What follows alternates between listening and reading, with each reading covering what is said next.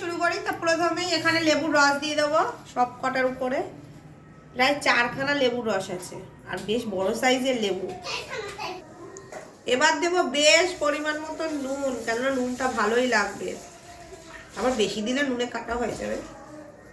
এবারে এটা প্লেন একেবারে মাখিয়ে একটু কিছুক্ষণ রেখে দেবো।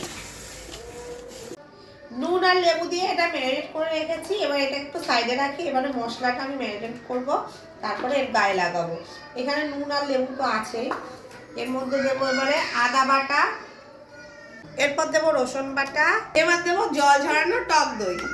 এবারে তেল গরম করে তার মধ্যে যে বেসনটা গুলিয়ে রেখেছিলাম সেটা দিয়ে দেবো। এটা বাইন্ডিংটা বেশ ভালো হবে। এবারে দেবো কাসুরি মেথি, কাশ্মীরি লঙ্কার গুঁড়ো, কালারটা ভালো হবে যাতে। এবার দেবো তান্দুরি মশলা বেশ অনেকটা করে।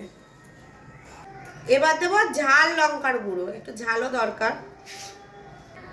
এবারে এই মশলাটাকে ভালো করে মাখিয়ে দেবো।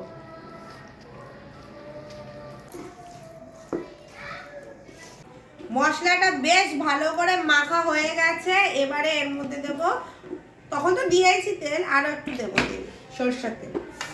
এইবার হবে এই তান্দুরির গায়ে হলুদ। এটাকে এখন ম্যারিনেট করবো। তো একে এখানে এখন রাখছি, ভালো করে মশলাটা গায়ে লাগিয়ে ম্যারিনেট করতে হবে। গাইস দেখো, দেখেই মনে হচ্ছে এক্ষুনি খেয়ে গিয়ে একটু, কিন্তু এখন খেলে তো হবে না। কি বলে, সবুরের ফল মিষ্টি হয়। এটাকে ম্যারিনেট করে রাখবো, রাতের বেলা পোড়াবো।